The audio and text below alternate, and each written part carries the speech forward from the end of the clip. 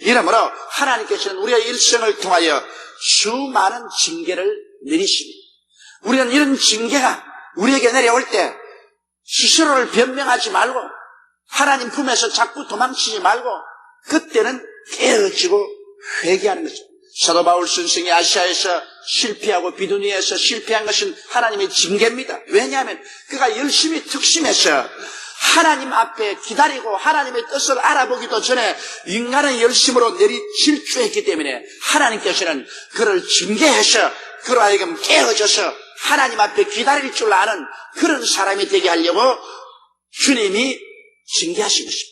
그가 아시아의 실패의 징계를 당하고 비두니아의 실패의 쓴 잔을 마시고 그 다음 드로아로 내려가서 캄캄한 밤에 하나님의 징계를 받고 깨어지고 회개하고 기다릴 때 하나님께서는 마게도니아의 새로운 환상을 보여주시고 새로운 위대한 선교의 길을 열어준 것입니다. 이러므로 우리는 어려운 고비를 당할 때 첫째도 회개요, 둘째도 회개요, 셋째도 회개하는 것입니다. 주님께서는 말씀하기를 회개하라, 천국이 가까이 왔다고 말씀한 것입니다. 하나님이 도와주시는 천국이란 회개하는 사람의 마음속에 임하는 것이지 교만한 자의 마음에 임하지 않습니다. 하나님은 교만한 사람을 낮추시고 겸손한 자에게 은혜를 주신다고 말씀하신 것입니다.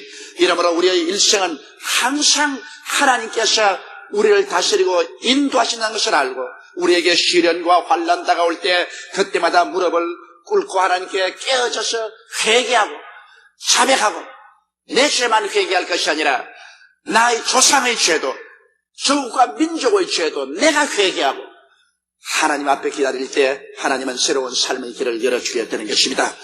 둘째로 우리가 해야 될 것은 삶의 캄캄한 밤을 지날 때는 하나님의 도움을 간절히 구해야 되는 것입니다. 성경은 뭐라고 말합니까? 환난 날에 내게 부르짖어라. 그러면 내가 너와 함께하여 너를 건지고 영화롭게 하리라고 말씀하신 것입니다.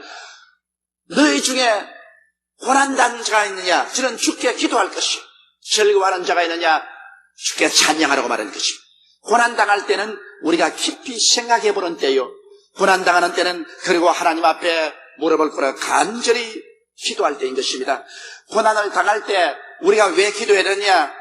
우리는 고난당하기 전에는 너무 세상 일에 분망해서 그만 예수 그리스도 십자가 중심의 생활 가치관을 잊어버리고 세상을 나갈 때가 많습니다. 성경엔 예수께서 말씀하기를 몸이 이복보다 중하지 아니하며 목숨이 음식보다 중하지 않느냐고 말씀합니다. 이것은 주님께서 가치관을 올바르게 세우라는 것입니다. 사람들은 이 추운 겨울에도 스타일을 내겠다고 패션 내겠다고 몸이 감기 들고 춥든 말든 아주 얇은 옷을 입고 내복도 입지 아니하고 스타일을 내려고 하다가 그만 감기 들려가지고서 입원해서 죽니 사니 할 수도 있는 것입니다. 그건 중요쯤에 되십니까? 몸이 이복보다 중하지 아니하냐. 인생에 무엇이 중한가 가치관을 확실하라. 목숨이 음식보다 중하지 않냐. 미식가들은 입맛을 돋군다고 맛있는 음식은 다 먹고 술쟁이들은 술을 1차로 마시고 2차로 마시고 3차로 마시고 그러고 난 다음에는 병이 들어 죽는다 산다는 것입니다. 가치관의 전도를 가지지 말고 무엇이 인생에 가장 중요한가.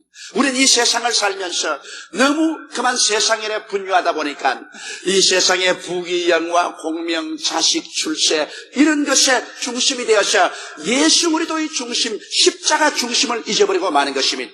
그러나 고난은 우리를 깊이 생각하게 만들어주는 것입니다. 고난당할 때 우리는 이러한 모든 갑질을 벗어버립니다. 몸이 옷보다 중하고 목숨이 음식보다 중한 것을 깨닫게 되는 것입니다. 회개하게 되고 그래서 내가 어디서 와서 어디로 가며 왜 사는가 그 좌표를 올바르게 설정할 수 있는 것입니다. 이렇기 때문에 고난당할 때 우리는 주의 도우심을 간절히 구해서 예수님 중심으로 서고 하나님의 자비와 긍휼을 간구하는 우리들이 되어야 될 것인 것입니다. 셋째로 우리가 고난당할 때는 예수님의 말씀을 가까이 해야 되는 것입니다. 고난당할 때 여러분 다른 허튼 일 할 필요 없습니다. 고난당할 때는 주님께 엎드려서 기도하고 하나님 말씀을 부지런히 읽어야 되는 것입니다.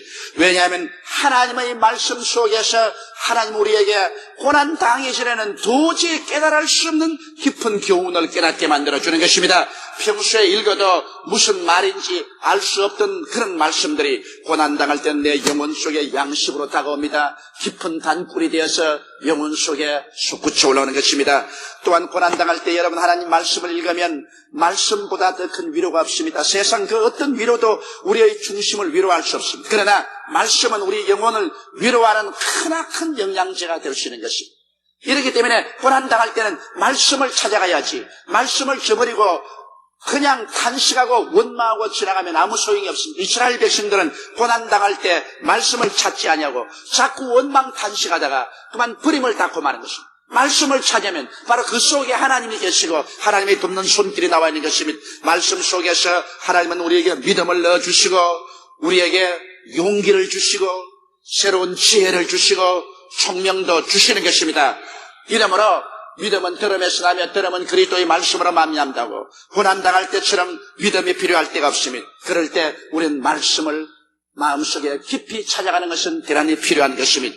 넷째로 우리가 고난당할 때는 믿음의 선배나 동들과 만나서 대화를 하는 것이 참으로 좋습니다. 고난당하면 대단히 외로워집니다. 사람이 좋을 때는 친구도 많고 일가도 많습니다. 내가 부귀영화를 누릴 때는 대문이 아예 사람으로 끓이지 않습니다. 그러나 고난당하고 괴로우면 가까운 사람들 다 떠나갑니다. 물론 와서 동정은 해주지요. 불쌍하다고 말하지만은 그러나 벌써 그 사람은 이 사회 속에서 잊어버려져가는 사람이 되어가버리고 마는 것입니다. 고난당할 때 친구가 참된 친구라고 말하는 것입니다. 좋을 때 친구야 얼마든지 있지요. 그러나 고난당하면 친구들이 다 떠나가고 마는 것입니다. 이렇기 때문에 형제는 고난의 날을 위해서 만들어졌다는 성경의 잠언서 말씀이 있습니다. 좋을 때는 친구들이 굉장히 좋아요. 그러나 아주 고난당하면 친구들은 다 떠나고 마지막 찾아오는 것은 형제들은 그래도 남아서 찾아오는 것입니다. 그렇기 때문에 피는 물보다 진하다 하는 말이 거기에 있는 것입니다. 그러나 우리가 고난당할 때 신앙의 선배나 동지들과 대화하는 것은 굉장히 좋습니다. 그렇기 때문에 여러분 구역장이 필요하고 조장이 필요하고 또 교역자가 필요하고 목사님들이 필요한 이유가 거기에 있는 것입니다. 내가 다 신앙이 좋을 때야 그들 필요 없지요. 그러나 우리에게 여러 가지 시험과 환난이 다가올 때는 아는 길도 자기가 찾아갈 수가 없습니다. 자기가 다 아는 신앙의 말씀도 스스로 읽어서 힘을 얻을 수가 없습니다. 그럴 때는 신앙의 선배나 동지가 와서 함께 말씀으로 격려해주고 함께 기도해주는 것은 굉장한 위로